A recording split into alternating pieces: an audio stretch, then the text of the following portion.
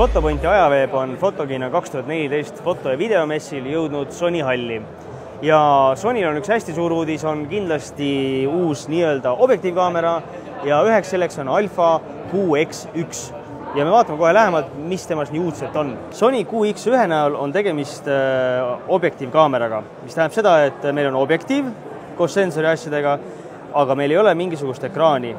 Ja selleks ekraaniks on meil tegelikult näiteks mingi nutitelefon. Ehk siis me paneme nutitelefoni selle külge, ühenduvad omavahel ära ja nüüd ongi meil ekraan. Ja siin ekraanil näiteks saab pilti kas või nii teha, et me vajutame lihtsalt siia. Ta teravustab ära ja teeb pildi. Aga mis teeb selle QX1 siiski eriliseks, sellepärast et see süsteem iseenesest ei ole uus.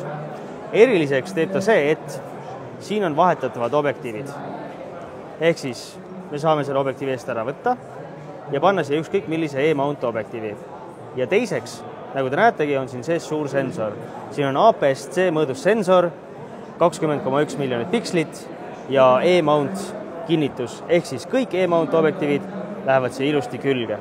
Peale selle, et temal saab objektiive vahetada ja et on põhimõtteliselt täiskaamerasüsteem APS-C sensoriga, on siin peal veel mõned nupud.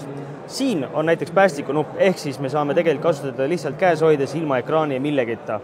Vajutame nupule ja tehakse pilt.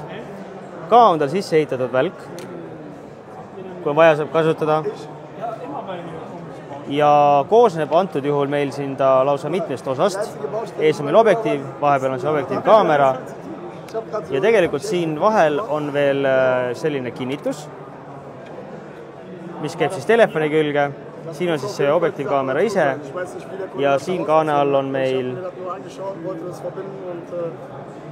aku ja mälukaardipesa. Aga see kinnitus, mis tal siin on kihvt selle poolest, et seda saab kallutada, nii nagu meil on kallutatav ekraan teinekord fotoaparaatidel, ja seda saab ka keerata. Ehk siis me saame pilti teha niiviisi ja igatepidi.